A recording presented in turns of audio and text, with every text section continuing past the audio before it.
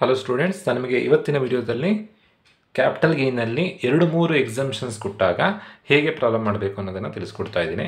So question ಈ ಥರದಲ್ಲಿದೆ ನೋಡಿ. ನಾನು ಹೇಳ್ತಿರೋವಂಥದ್ದು question paper problem. Shri N Kumar sells his only residential house in Kadur. Kumar ಅನ್ನೋರು ಅವರ ಮನೆಯನ್ನು ಮಾರ್ತಿದ್ದಾರೆ. ಮನೆ ಮಾರಿದ್ದು 2017ರಲ್ಲಿ. ಎಷ್ಟು ರೂಪಾಯಿಗೆ ಮನೆ ಮಾರ್ತಿದ್ದಾರೆ? 38,20,000 ರೂಪಾಯಿ ಮನೆ ಮಾರ್ತಿದ್ದಾರೆ. ಬ್ರೋಕರಿಗೆ 20,000 ರೂಪಾಯಿ ಪೇಮೆಂಟ್ ಮಾಡಿದ್ದಾರೆ. ಆ ಮನೆಯನ್ನು ತೊಗೊಂಡಿದ್ದು 1988ರಲ್ಲಿ 1,80,000 ರೂಪಾಯಿ ಮನೆ ತೊಗೊಂಡಿದ್ದಾರೆ. ಬಟ್ ಆ ಟೈಮಲ್ಲಿ ಆ ಮನೆಯ ವ್ಯಾಲ್ಯೂ ಎಷ್ಟಿತ್ತು ಅಂತಂದರೆ, ಎಕ್ಸಾಕ್ಟ್ ಫೇರ್ ಮಾರ್ಕೆಟ್ ವ್ಯಾಲ್ಯೂ ಎಷ್ಟಿತ್ತು ಅಂತಂದರೆ 4,50,000 ಇತ್ತು. ದೆನ್ 2018ರಲ್ಲಿ ಅವ್ರು ಇನ್ನೊಂದು ಮನೆ ರೆಸಿಡೆನ್ಷಿಯಲ್ ಫ್ಲ್ಯಾಟ್ ತೊಗೊಳ್ತಿದ್ದಾರೆ. ದೆನ್ ಕ್ಯಾಪಿಟಲ್ ಗೇನ್ ಅಕೌಂಟ್ ಸ್ಕೀಮಲ್ಲಿ ಡೆಪಾಸಿಟ್ ಮಾಡ್ತಿದ್ದಾರೆ. ಆ್ಯಂಡ್ ದೆನ್ ಬಾಂಡಲ್ಲಿ ಕೂಡ ಇನ್ವೆಸ್ಟ್ಮೆಂಟ್ ಮಾಡ್ತಾ ಇದ್ದಾರೆ.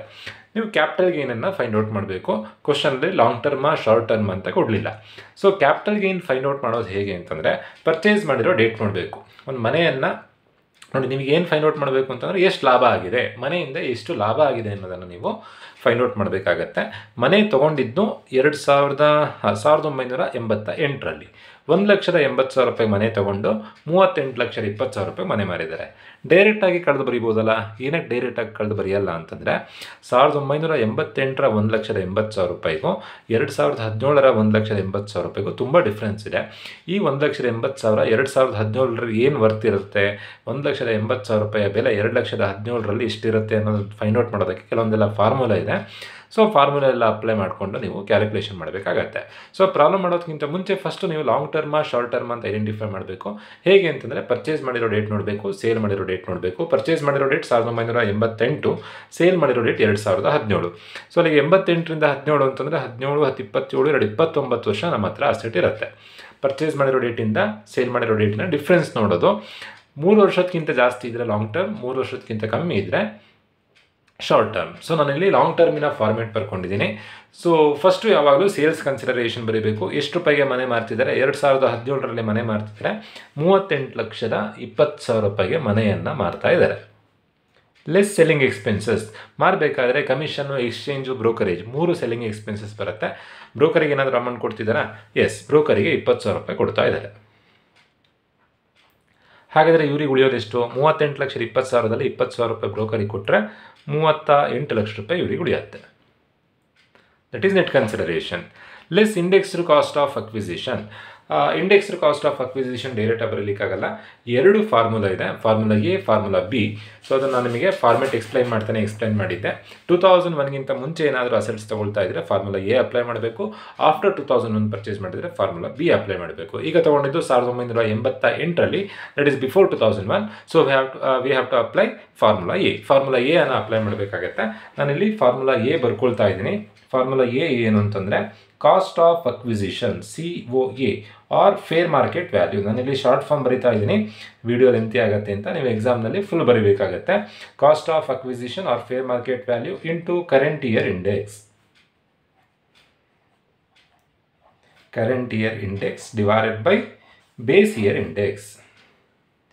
ಸೊ ಈ ಫಾರ್ಮುಲಾ ಅಪ್ಲೈ ಮಾಡಿಕೊಂಡು ಇಂಡೆಕ್ಸ್ಡ್ ಕಾಸ್ಟ್ ಆಫ್ ಅಕ್ವಿಸಿಷನ್ ಬರೀಬೇಕು. ಸೊ ಈ ಫಾರ್ಮುಲಾ ಯಾವುದಕ್ಕೆ ಅಂತಂದರೆ, ಇಂಡೆಕ್ಸ್ಡ್ ಕಾಸ್ಟ್ ಆಫ್ ಅಕ್ವಿಸಿಷನ್ ಬರೆಯೋದಕ್ಕೆ. ಕಾಸ್ಟ್ ಆಫ್ ಅಕ್ವಿಸಿಷನ್ ಅಂದರೆ ಪರ್ಚೇಸ್ ಪ್ರೈಸ್. ಆ ಮನೆಯ ಪರ್ಚೇಸ್ ಪ್ರೈಸ್ ಎಷ್ಟಿದೆ? ಆ ಮನೆಯನ್ನು ತೊಗೊಂಡಿದ್ದು 1,80,000 ರೂಪಾಯಿಗೆ. Or fair market value. Fair market value ಕ್ವಶನಲ್ಲಿ ಕೊಟ್ಟಿದ್ದಾರೆ ನೋಡಿ. Fair market value 4,50,000. ಸೊ ನೀವು ಇನ್ನೂ ಒಂದು, ಈಗ 2001 ಅದೆಲ್ಲ ಕನ್ಫ್ಯೂಷನ್ ಆಗುತ್ತೆ ಅಂತಂದರೆ, ಕ್ವಶನಲ್ಲಿ ಫೇರ್ ಮಾರ್ಕೆಟ್ ವ್ಯಾಲ್ಯೂ ಅಂತ ಕೊಟ್ಟಿದ್ದರೆ ನೋಡಿ, ಕೊಟ್ಟಿದ್ದಾರೆ ಫೇರ್ ಮಾರ್ಕೆಟ್ ವ್ಯಾಲ್ಯೂ ಕೊಟ್ಟಿದ್ದರೆ formula A, fair market value ಕೊಡದೇ ಇದ್ದರೆ ಫಾರ್ಮುಲಾ ಬಿ. ಹಾಗೆ ಬೇಕಾದ್ರೂ ನೆನ್ಪಿಟ್ಕೊಳ್ಬೋದು. ಸೊ ಇವೆರಡರಲ್ಲಿ ಹೈಯೆಸ್ಟ್ ಇರೋವಂಥ ಅಮೌಂಟ್ ಕನ್ಸಿಡರ್ ಮಾಡಬೇಕು. ಹೈಯೆಸ್ಟ್ ಇರೋ amount 4,50,000 into current year index. Current year index ಅಂದರೆ ಯಾವ ವರ್ಷದಲ್ಲಿ ಮನೆ ಮಾರಿರ್ತಾರೋ ಆ ವರ್ಷದ ನಂಬರ್ ಬರೀಬೇಕಾಗತ್ತೆ. ಅಸೆಟನ್ನು ಯಾವ ವರ್ಷ ಸೇಲ್ ಮಾಡಿದ್ದಾರೆ? 2017ನಲ್ಲಿ. 18ನ ನಂಬರ್ ಕೊಟ್ಟಿದ್ದಾರೆ ನೋಡಿ. 18ನ ನಂಬರ್ ಎಷ್ಟು? 272. ಸೊ ಕರೆಂಟ್ ಇಯರ್ ಇಂಡೆಕ್ಸ್ ಅಂತಂದರೆ ಸೇಲ್ ಮಾಡಿರೋ ವರ್ಷದ index number divided by base year. Base year ಅಂತಂದರೆ 2001. 2001ನ ನಂಬರ್ ಎಷ್ಟು? ಬೇಸ್ ಇಯರ್ ಇಂಡೆಕ್ಸ್ ಯಾವಾಗಲೂ 100 ಆಗಿರುತ್ತೆ.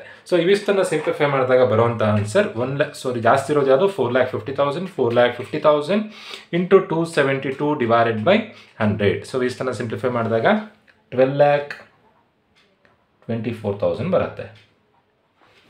ಹೇಗೆ ಬಂತು? 4,50,000 ಇಂಟು 272 ಡಿವೈಡೆಡ್ ಬೈ 100. ಸೊ ಅಲ್ಲಿಗೆ 12,24,000 ಬರುತ್ತೆ. ಇಂಪ್ರೂವ್ಮೆಂಟ್ ಅಂತ ಏನಾದರೂ ಕ್ವಶನಲ್ಲಿ ಕೊಟ್ಟಿದ್ದಾರೆ ನೋಡಿ. ಇಂಪ್ರೂವ್ಮೆಂಟ್, ಅಡಿಷನ್, ಆಲ್ಟ್ರೇಷನ್, ಮಾಡಿಫಿಕೇಷನ್ ಏನು ಬೇಕಾದರೂ ಕೊಡ್ಬೋದು. ಯಾವುದೇ ಥರ ಇಂಪ್ರೂವ್ಮೆಂಟ್ ಕೊಡಲಿಲ್ಲ. ಅಲ್ಲಿಗೆ ಟೋಟಲ್ ಆಗಿ ಎಷ್ಟು ಲಾಭ ಆಯಿತು?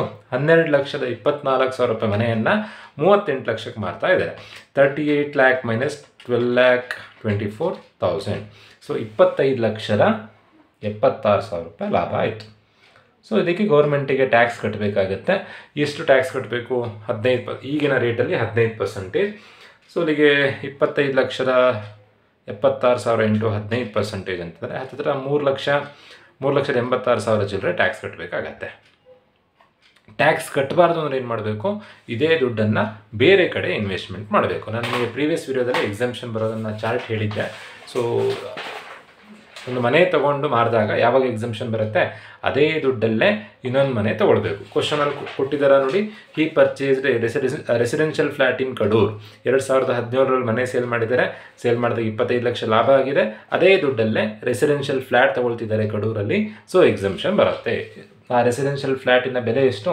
4 ಲಕ್ಷ ರೂಪಾಯಿ. ಎಕ್ಸಾಮ್ಷನ್ಸ್ ಯಾವಾಗ ಬರಲ್ಲ? ಸೇಲ್ ಮಾಡಿರೋ ದುಡ್ಡನ್ನು ಎಲ್ಲೂ ರೀಇನ್ವೆಸ್ಟ್ಮೆಂಟ್ ಮಾಡದೇ ಇದ್ದರೆ ಎಕ್ಸಾಮ್ಷನ್ಸ್ ಬರಲ್ಲ.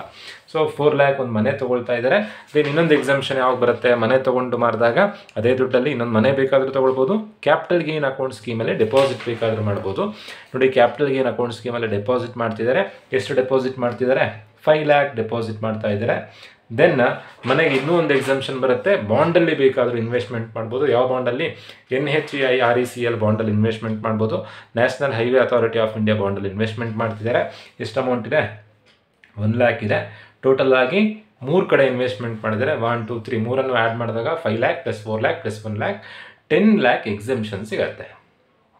ಸೊ 25,76,000ದಲ್ಲಿ 10 ಲಕ್ಷ ಕಳೆದಾಗ ಬರುವಂಥ ಆನ್ಸರ್ 15,76,000 ರೂಪಾಯಿ. ಇಷ್ಟು ಅಮೌಂಟಿಗೆ ಅವರು ಟ್ಯಾಕ್ಸ್ ಕಟ್ಟಬೇಕಾಗತ್ತೆ. So taxable long term capital gain ಅಂದರೆ ಎಷ್ಟು ಅಮೌಂಟಿಗೆ ಟ್ಯಾಕ್ಸ್ ಪೇ ಮಾಡಬೇಕು? 15 ಲಕ್ಷ ರೂಪಾಯಿ ಟ್ಯಾಕ್ಸ್ ಪೇಮೆಂಟ್ ಮಾಡಬೇಕು. ಲಾಂಗ್ ಟರ್ಮ್ ಕ್ಯಾಪಿಟಲ್ ಗೇನ್ ಅಂದರೆ ಎಷ್ಟು ಲಾಭ ಆಗಿದೆ? ಸೊ ಇದೇ ಪ್ರಾಬ್ಲಮನ್ನೇ ನಿಮಗೇನಾದರೂ ಶಾರ್ಟ್ ಟರ್ಮ್ ಕೊಟ್ಟರೆ ಯಾವುದೇ ಥರ ಫಾರ್ಮುಲಾ ಬರಲ್ಲ, ಡೈರೆಕ್ಟಾಗಿ ಅಮೌಂಟ್ ಬರೀತಾ ಹೋಗೋದು. ಸೊ ನೀವು ಈ ಥರದಲ್ಲಿ long term capital gain problem ಮಾಡಬೇಕು. ವಿತ್ ಎಕ್ಸಾಮ್ಷನ್ಸ್ ಕೊಟ್ಟಾಗಲೂ ಹೇಗೆ ಮಾಡಬೇಕು ಅಂತ ಈ ವಿಡಿಯೋದಲ್ಲಿ ತಿಳಿಸ್ಕೊಟ್ಟಿದ್ದೀನಿ. ಹೋಪ್ ಎಲ್ರಿಗೂ ವಿಡಿಯೋ ಅರ್ಥ ಆಗಿದೆ ಅಂತ ಹೇಳ್ತಾ ಅಂದ್ಕೊಳ್ತಾ ಇವತ್ತಿನ ವಿಡಿಯೋ ಮುಗಿಸ್ತಾ ಇದ್ದೀನಿ. Thank you.